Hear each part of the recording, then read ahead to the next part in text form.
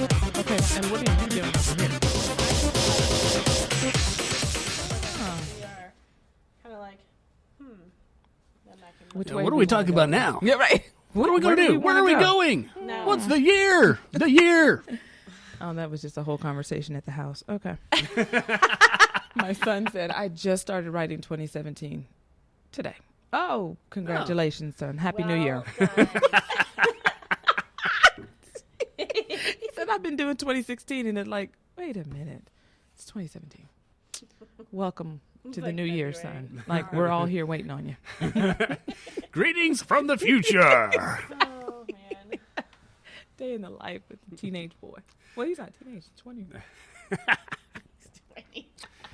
Well, hello and welcome to Creation Curve Leadership. I am Coach Culbertson, and I'm here with Kimberly. And we are here with Susan. And Susan, how do you say your last name? C. C. I always second guess myself. It's Seay. Yes.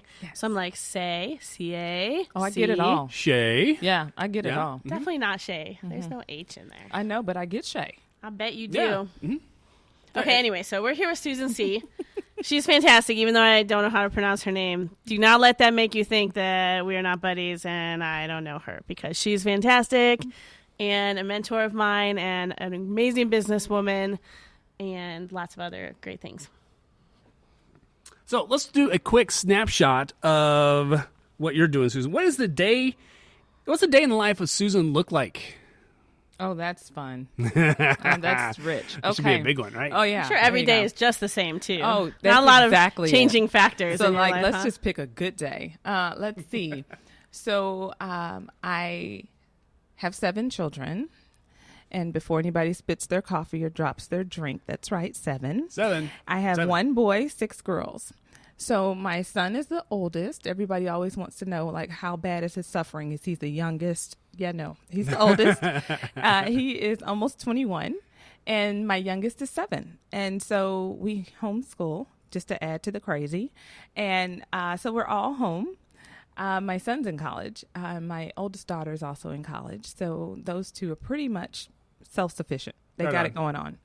And the rest of us do breakfast and school and whatnot around the house. And my hubby and I have our own business, our own real estate investment company. So he leaves at some point in the morning. He doesn't have an early morning start. We usually start the day maybe talking about the plans, the agenda for the family for the day, and maybe a couple business decisions we need to make. And then we get rocking and rolling with everyday life. So no day is the same. You know, if we've had tenants in our real estate and we need to deal with that, the whole day can get a little bit squirrely. If we have children who've decided that they're just not feeling it and we need to have character training that morning. Character training. Character training. Now, that's a good word. That's what you call that, babe. That's what, okay. It's character training. I'm going to start using that with Jack in the mornings. Oh, Jack, yeah. it's time for character training. Yes. I actually, right now, my 2 youngest are going through Ben Franklin's book, where we just take a little wisdom nugget every morning, and I have them use that for copy work. Beautiful way to just teach them the simple ways to have a way of thinking about life versus it being a rule that mom's trying to teach. I just teach them this wisdom nugget from a great book in history, and they get to just soak it up. And for them, it's just a part of life. But yeah, Nice. that's us. Do they have a favorite nugget that they're sticking with? Or do you? Do you have one that you push like every third day is like the same nugget? Well, I'll just give you today's nugget. All right. When the well's dry, we know the worth of water. Ooh. Ben Let Franklin, that be man. deep. Dude, So, that's cool. yeah, because, we're dealing with young kids here. What do they know about a well? So we had that They're whole like, conversation. what is that? So like a well is so we got to talk about how blessed we are that we're in a household with how many sinks and access to clean running water so easily. That's not the experience of other children like you. Right. So then they got to understand that there's some people who have to actually leave their home or leave their village to go get water just to do the basic things of life. So we had that whole conversation. Then we talked about how important it was for us to have water in our lives and whatnot. And it was just so interesting to see how that one little nugget became so many lessons about health and life, about privilege and experience that they have in their lives, just of having the privilege of clean water, and the overall nugget that it's teaching of we have so many things in our lives we can take for granted. And when we don't understand the value of them until they're gone. I was just talking about this recently with a friend because of allergies in Austin. So I always feel like this time of year, I remember how nice it is to breathe through your nose because I'm not breathing through my nose. Not happening for you. But right then now. when it comes back, it's just glorious. Like Isn't that breathing is something? just so nice. Yes. So we're done. The value is already laid down. We're good. Good night, everybody. Because wow. No. I'm not going to allow that because Susan has a lot but more still, to it's offer. like, you know, that by itself. But that was a real good start. Okay. So you homeschool your 7 kids. Well, 5 now because your other 2 have flown the nest. Yes, They're they in have. college. Mhm. So when you are homeschooling your kids, are they helping each other? Are you just like moving from kid to kid to kid to kid? How do you do that in a way? I can't even imagine homeschooling my one kid and Right. staying sane. So tell me about like how do you create that environment in a way that works for you and for them? Okay, so let me just say up front, I get this a lot when people hear, first of all, that I have 7 children. They go, I couldn't imagine having 7. I'm barely trying to figure out how to do 1 or 2. And I always say to them, I think having 1 child is much harder than having 7. Really? Take it in. Get busy over here, people. So, yes, because they truly do become each other's friends, each other's go-to. And when you have that situation of 1, you are their go-to. You're their friend. You're their joke teller. You are the one to help them. You are the one to hear that story for the 3rd, 5th, 8th, 9th, 100th time. We are so on That's your boat you. with that. Yes. There you go. We have a very extroverted little kid. Yes. And so, And we resemble that remark. oh my Yes. gosh, Ben went on an 8-day work trip recently. And so I was the only recipient. Of all that You couldn't goodness. spread it around just with the Of 2 all of the us. goodness. It was all I your mean, way. It was so nice because he was so like clingy and like huggy, and he missed Dad. So it was like, Mommy, hold my hand. It was really nice. But then I was Yes. like, oh Over my it gosh. at some point. Yeah, you're over it. I mean, like, I love you, baby, but honestly, I need a break. Yes, I understand that. But yes, so in our homeschooling, do they help each other? Absolutely, because they're family, they're siblings, and they want to see each other do well, and they want to help out. And please do not hear that and think, oh, it's a sappy love story in the family and everybody just gets along and they always want to see each other do well. Yeah, so we have our days where they don't want to look at each other either. And because someone looked at them or touched them or breathed in their direction, it is a problem. We got that realness too. But yes, they do help each other and they do learn from one another. And we teach them that that's a part of life. And that's what you do is when you learn something, you give it back. Who's someone else that could benefit from what you now know how to do? Because at one point it was hard for you, and now you've crossed over. So now who's behind you that that's hard for? And that applies to them in homeschool, but it's applied to our children as they've stepped into their gifts and talents that have really come to the surface. That we've shown them that your gifts and talents aren't just for you, yourself, to enjoy, but they're for you to be able to serve and give to others who could benefit from them. And because we really have that as the central message, that's why our 2 oldest daughters both got involved in business and launched their own businesses at the ages of like 14 and 13 years old.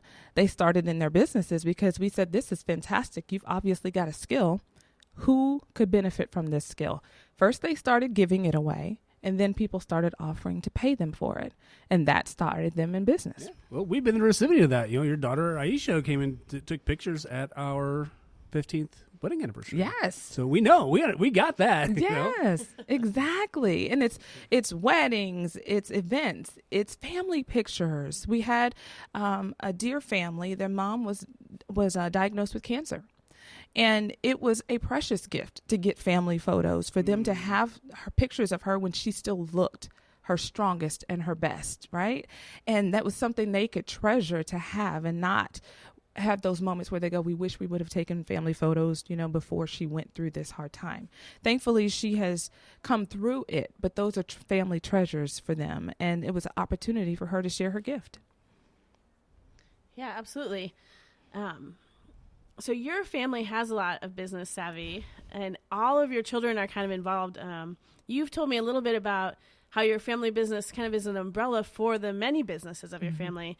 And so can we talk about that a little bit, about how you are not only raising up your children as human beings, but also as business people? Oh, for sure. Yes. So I think that was one of the things that attracted my husband and I to each other the most, is that we just had this desire to create something of our own.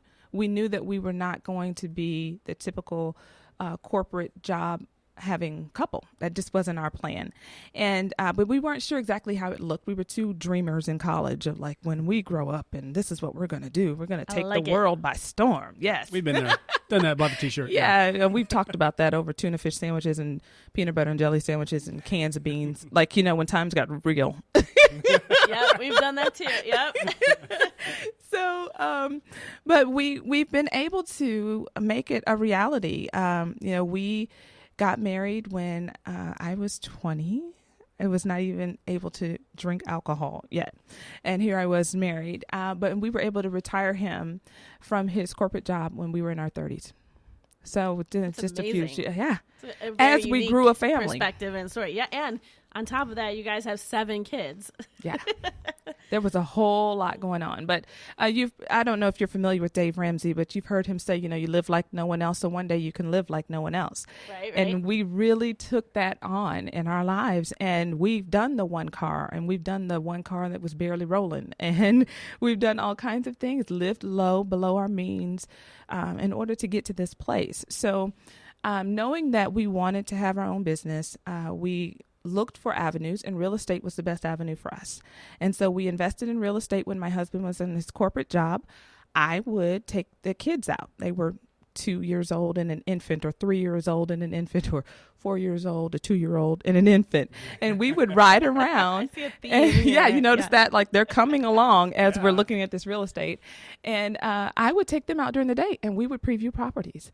And then we would eliminate them during the day. And then we would get down to the place of, like, these 1 or 2 are worthy of your time to go look at, honey. And so after work, he would only have 1 or 2 to go preview and figure out if that's a good investment for us to make.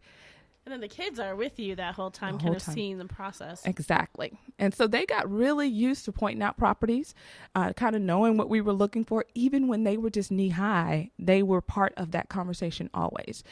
Typically for us as a family, if we're sitting around the dinner table, business is going to come up, all kinds of businesses. We love to watch shows like Shark Tank and The Profit. Like, those are our shows, and we love to dissect them and talk about business decisions and how do you know that's a good buy or not a good buy, or what are some warning signs about that business.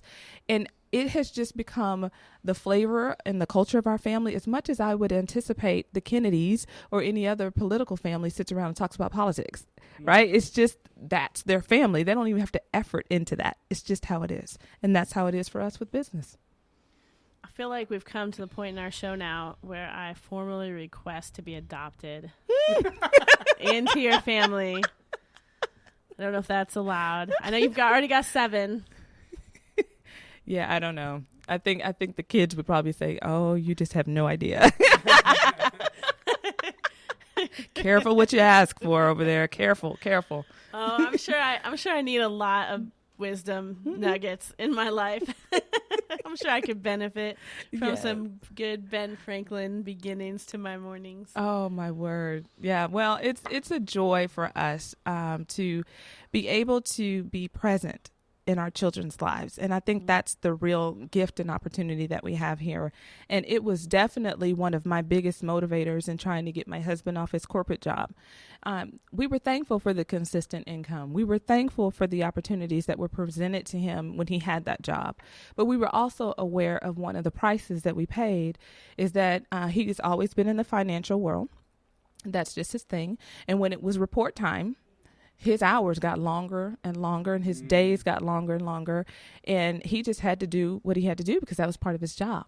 Right. But that meant that he wasn't around, and he would miss seasons in the kids' lives just simply because he had to do his job. So my big motivator was to be able to pull him off of his job so he could be present and he wouldn't have to hear the recaps of the stories or the birthday parties or the events that they did